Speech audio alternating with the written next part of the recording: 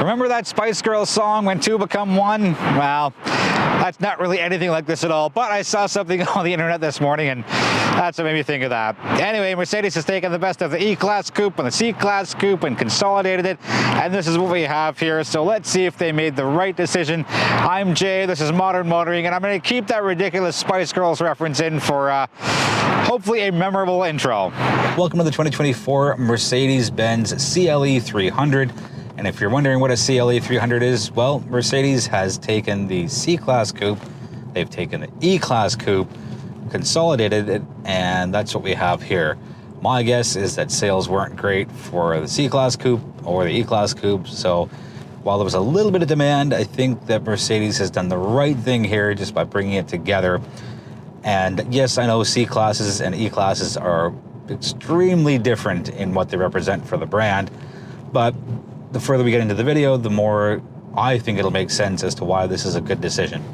So let's go over some basic numbers. So power figures are a 2.0 liter turbo 4-cylinder engine, 255 horse, 295 pound-feet of torque. They're a 9-speed automatic transmission. It is all-wheel drive, or as Mercedes calls it, they're 4MATIC. There is a 48-volt mild hybrid system here, and that can add up to 23 horsepower and 148 pound-feet of torque as a short-term boost. Now, there is a CLE 53, which is just ridiculously powerful. And while that's not what I have here, it's important to mention that runs off a 3-liter turbo V6, 443 horsepower, 413 pound-feet of torque. And I believe there's a 10-second boost that gets that 413 pound-feet of torque up to an evenly matched 443. Let's do some comparative figures between the C-Class Coupe and the E-Class versus this. So this is 6.5 inches longer than the C-Class, and it's 0.6 inches longer than the E-Class. It is 2 inches wider than the C-Class, and it's the same width, interestingly, as the E-Class. And as far as height goes, this is 0.9 inches taller. And as far as the E-Class goes, it's 2 millimeters shorter. So as far as it drives, it's pretty light as far as steering goes, but it is pretty agile, despite being 6.5 inches longer than the previous C-Class Coupe. Now, I had them both a few years ago, but I like what Mercedes has done here as far as keeping their spirit of what makes a Mercedes on the road, right? It's very agile, it feels very planted, you can do your twists and turns at higher speeds, and there's no slipping as far as kind of feeling. The rear end doesn't really kick out all that much, and it's a pretty well-planted ride. Now, back to the 23 extra horsepower and 148 pound-feet of torque, so the up to figures for what you can get with the boost. It doesn't really feel like that. I've kicked down a few times, and it's something noticeable, but it's, to me, definitely not the 148 pound-feet of torque. That's the one you feel the most. But even still, out of the box for a commuter car, for something that's not performance-oriented, but is still, you know, luxurious as far as class goes, and smooth and quiet drive quality, the CLE 300 definitely ticks off those boxes. Sure, they could have gone for something a little more powerful, but I think that would have eaten into the CLE 53, and they definitely needed to make that a completely separate vehicle, and I don't think they would have benefited if they had them too close. And even if this CLE 300 had power figures in the, I don't know, let's say low to mid 3s, I think that would have been a little too close to what the 53 had to offer. This is for people that they want something with a Mercedes badge on it. They want the 2 doors. They want something a little on the sporty side. And yes, if you flick it into sport mode, things tighten up a little bit and you get a little more of a responsive feeling out of it. But I don't think many people will live there. I think people will live in either comfort or individual with a mild hybrid system, and it's not new for the CLE 300. But when you get to lower speeds, the engine shuts off thanks to that 48-volt mild hybrid, and you kind of just coast up to your stop. Thankfully, you can shut off the auto start stop system, and it's a little intrusive and there's a little too much hesitation.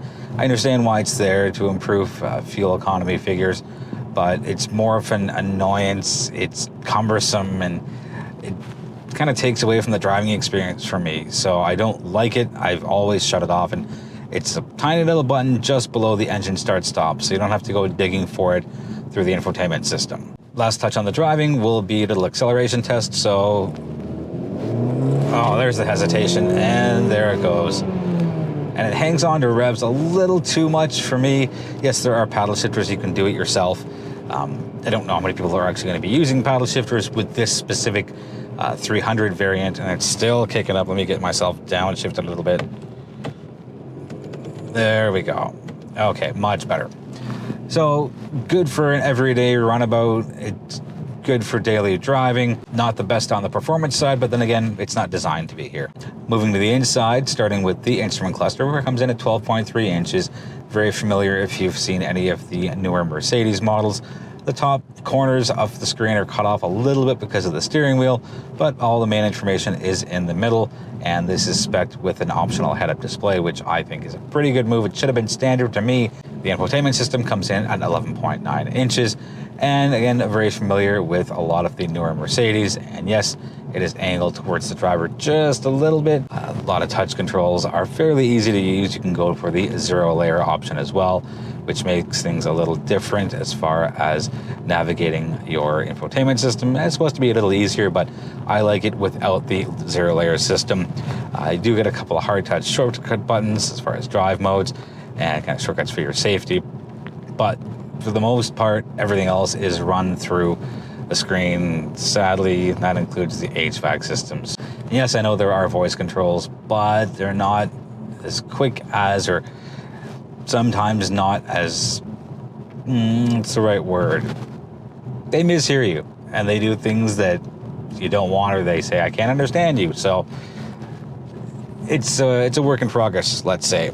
Let's go through some standard features, and they include heated front seats, a panoramic moonroof, wireless charging, wireless Android Auto, wireless Apple CarPlay, and 64 color ambient lights that light up a fair amount of different zones in the cabin. And some of the ambient lights, it's just not all that great. It's, you know, a couple of strips here and there.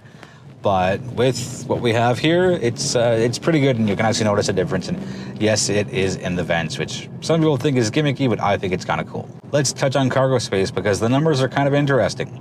So it's 420 liters, and that's 60 liters more than the C-Class Coupe, but it's only 5 liters less than the E-Class Coupe. And again, flipping between the C-Class and the E-Class, E is definitely the bigger class, but to only lose 5 liters of cargo space, well done on the engineering side for that. Let's touch on standard safety. The list is a little short, which is a lot of disappointing. Blind spot monitoring, brake assist, traffic sign recognition, and automatic high beams. Everything else is through a package. If this was a year ago, I'd say it's pretty much par for the course. But lately, a lot of manufacturers, including a lot of luxury manufacturers, have been including a lot of standard safety features instead of making you tick option boxes and packages. So hopefully the next couple of years we'll see a lot more standard safety here in the CLE 300. On the fuel consumption side, the CLE runs off a 66 liter fuel tank on premium fuel, and in liters per 100 kilometers we are at 9.9 in the city, and even 7 on the highway, and a blended total comes out to 8.6. Not too bad, given that it's got a turbocharged engine. And yes, power figures are a little on the lower side, with again it being 255 horse and 295 pound-feet of torque. Moving on to the exterior, I think the body lines are absolutely beautiful here. They've absolutely nailed it as far as design goes. The sweeping lines, the highly raked windshield, the choice in rims, the rear design, the front design. I generally haven't liked designs from the brand, but what they've done here is just outstanding. It's so minimalist as far as having it stand out. The overhangs at the front and the rear are so well proportioned.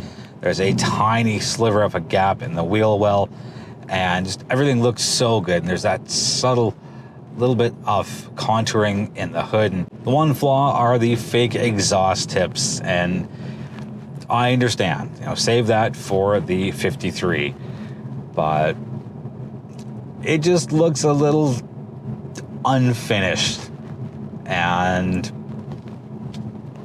it doesn't look bad. I don't think a lot of people will notice because they're in the right place and there's a black insert, so it looks like there's depth to it. But I don't know, it doesn't do it for me. Open and close the doors to get into the vehicle. The seatbelt feeder pops out and saves you from reaching too far back over your left shoulder as a driver. Rear seat space isn't too bad. I can fit behind myself barely. I wouldn't want to put anybody in there for a longer period of time. Let's wrap up with pricing and competition. So the MSRP comes in at $61,900, which isn't too bad for all of what you're getting. Again, standard features and just a beautifully designed vehicle. They've added a Pinnacle trim for $4,100. Details of that are on the screen. There's an AMG line package for $3,500. The upgraded Burmester 15-speaker audio is $1,100. Cooled seats are $600 and a few other things. So the total as-tested price has come out to $79,305. On the competition side, there are two that come to mind right away. There is the BMW 4 Series Coupe, the 430i, and that has an MSRP of $58,700, a few $1,000s less than what we have here. And Audi's A5 starts at $58,695, so very, very close to what we have for the 430i. All three are relatively close in price.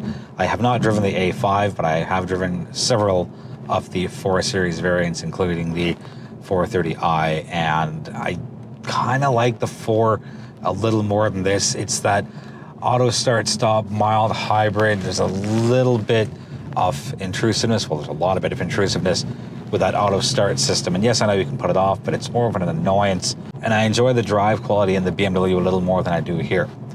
This is still a wonderful, wonderful machine, very well put together, and from a strategy point of view, an extremely smart move. You know, take two low-selling vehicles, put them together so you still have something to offer your consumers, whether they're existing ones or potential ones. I wonder if this will start a trend with other manufacturers who have a few too many vehicles in their lineup, and consolidating isn't always the worst thing.